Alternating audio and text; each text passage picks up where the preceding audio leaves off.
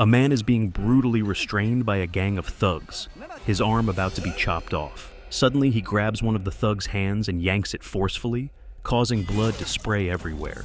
He then pulls a barber's razor from his pocket and easily subdues the gang members around him. Can you believe this is all due to a trash can? This thrilling scene is from the latest Indian crime thriller, Maharaja, a film with such an excellent plot that almost everyone who watches it can't help but exclaim how satisfying it is. Let's take a closer look at the story.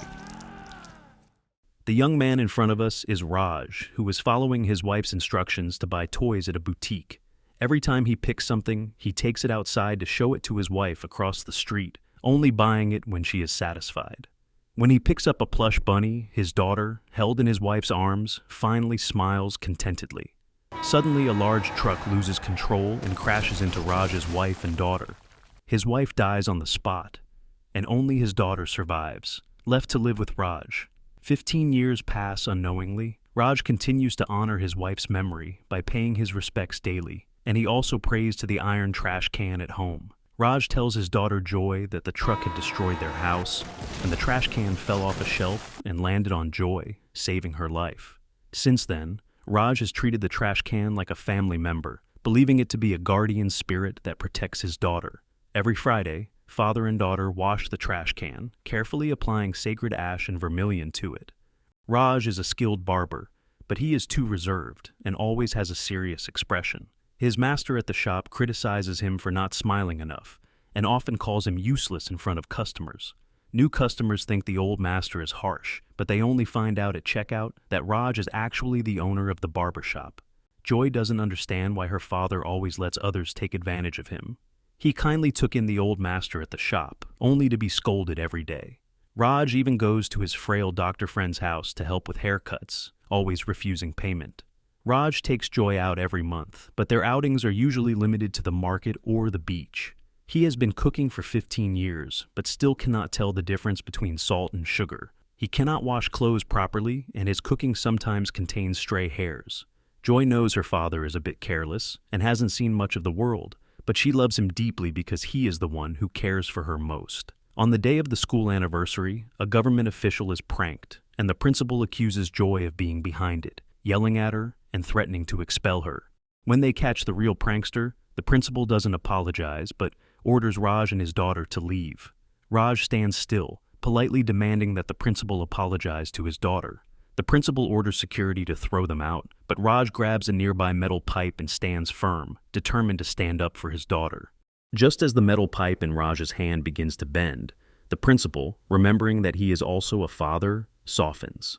A sense of respect grows in him, and he sincerely apologizes to Joy. As they leave the principal's office, Raj instinctively shields his daughter, like a mountain that will always protect her from harm. Not long after, Joy is selected for the junior athletics team and will go away for a week of training. It's the first time in 15 years that father and daughter will be apart. Joy, concerned about her father, reminds him like a small adult to remember to lock the doors and windows and to eat and sleep on time. Raj responds to each instruction, watching her board the school bus, reluctantly waving as the bus drives off until it disappears around the corner. That evening, Raj closes the shop at 9:55 as usual. When he arrives home, the door opens by itself and the lights are on. However, as the scene changes, the room has become completely dark. A cobra is hissing by the window, its body slithering. The camera shifts to Raj's home, where the place is in disarray. Raj is injured and unconscious on the floor. The cobra slithers out through the window, knocking over a glass in its wake. Raj suddenly wakes up, his eyes darting, as if seeing something. This marks the first cliffhanger in the film, where the director intentionally leaves out what happened to Raj after he entered the house. The next morning, a violent incident occurred at a nearby car repair shop. The counselor was beating up the shop owner, accusing him of running a black market business under the guise of car repairs and of stealing his expensive designer sunglasses. The shop owner quickly called in the mechanic, Nash, to take responsibility. Nash denied the accusation, claiming that the sunglasses were still on the car when it was returned last night. Upon hearing this, the counselor became enraged and started beating Nash while accusing him of lying. He grabbed a wooden stick and demanded to know why the car wasn't returned on time and where it had been the night before. Nash refused to answer.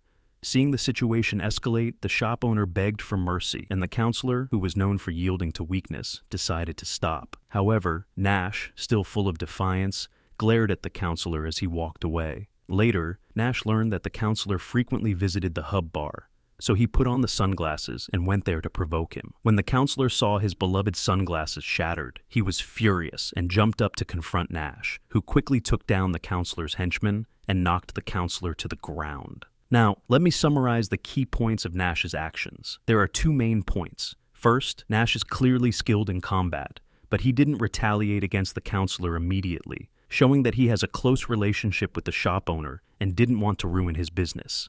Second, the counselor wasn't lying. His sunglasses were indeed stolen, and his car mysteriously disappeared for a night. That night, Raj was also injured and knocked unconscious at home. The storyline shifts back to the main plot, where Raj limps into the local police station to report the incident. Seeing his injuries, the deputy sheriff personally attends to him and asks for a detailed account. Raj explains that around 10 p.m. the previous night, he arrived home, unlocked the door, turned on the light, and suddenly heard a noise behind him. He turned around to see two masked men, one of whom quickly covered his mouth, while the other grabbed him. As he struggled, a third masked man appeared and struck him with an iron rod, knocking him unconscious. When he woke up, he was covered in wounds. The deputy interrupted and asked if the attackers were seeking revenge or committing a robbery. Raj firmly stated it was a robbery. They stole his trash can. The deputy looked at the picture of the trash can, utterly confused. After confirming that the trash can was neither made of gold nor contained anything valuable, the deputy finally lost his patience. He kicked Raj to the ground and told him to get out. Raj refused to leave, begging the deputy to help retrieve the trash can. It was the life-saving gift for his daughter. The officers swarmed in, trying to drag Raj out for causing a scene. But Raj swiftly grabbed a metal rack, yanked it down, and a nest of rats fell out. Among the rats was a cobra, spitting venom. The police panicked and rushed out of the station. When they turned around, they saw dust still floating in the air, while Raj confidently walked out holding the poisonous cobra. Seeing that Raj was willing to risk his life for the trash can, the deputy sheriff relented and agreed to report the case to the sheriff. At that moment, the sheriff was busy handling a stolen gold case. His efficiency was impressive as he quickly captured the thief and recovered the gold. But instead of thanking him, the victim arrogantly boasted about his luxury home worth 70 million rupees. The sheriff raised an eyebrow, knowing the victim was a transport department official earning 60,000 rupees a month. Even with that salary, it would take 100 years to afford a 70 million rupee mansion. The victim, clearly understanding the implication, arrogantly dismissed the sheriff, saying that police had no authority to deal with corruption. As the sheriff was about to leave, the victim chased after him, respectfully asking the sheriff to reopen the case, claiming the stolen item was a 500-gram gold bracelet. However, the recovered items, although similar in appearance, were not actually gold. The sheriff angrily beat the thief, and seeing that the thief insisted the stolen items were fake gold, lost his patience. He suspected the victim might be using the fake gold to deceive the police and was planning to frame him with a charge of fraud. The victim, panicked, backed down. Unbeknownst to the victims, the real gold has already been carved up by police and thieves. The thief, satisfied with the money his wife received, cheerfully went to jail, while the sheriff pocketed most of the stolen funds. Back at the police station, Raj repeated his story to the sheriff, but the sheriff found it unbelievable. To test the truth, he asked Raj to provide more details. Raj added one more detail. During the attack, one of the assailant's nails scratched his shirt, exposing a third ear on his back.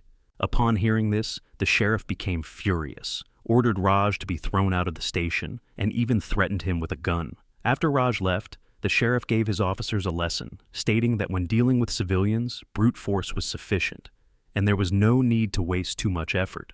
Just then, Raj returned, offering 50,000 rupees as a deposit and promising another 500,000 once the trash can was recovered. The sheriff slapped Raj with righteous indignation and warned him not to bribe the police. However, behind the scenes, he quietly had his men collect the 50,000 rupees. Once the money was in hand, things could be arranged.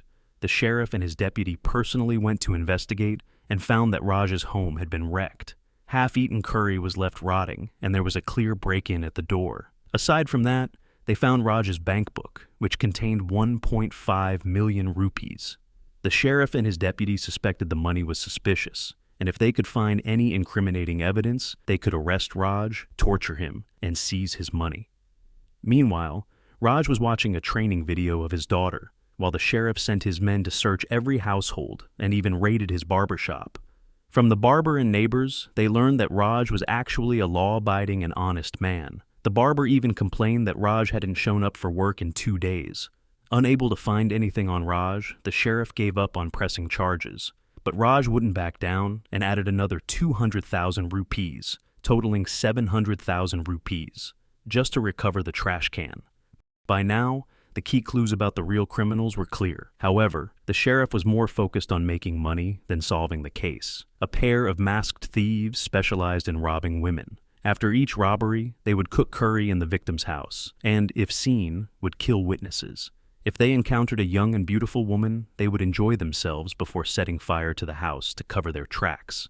One of the thieves, Sam, only killed but never raped, as he had a daughter of his own. Each time, he would take a souvenir from the victim's home to give to his daughter. Coincidentally, he had the same trash can at home.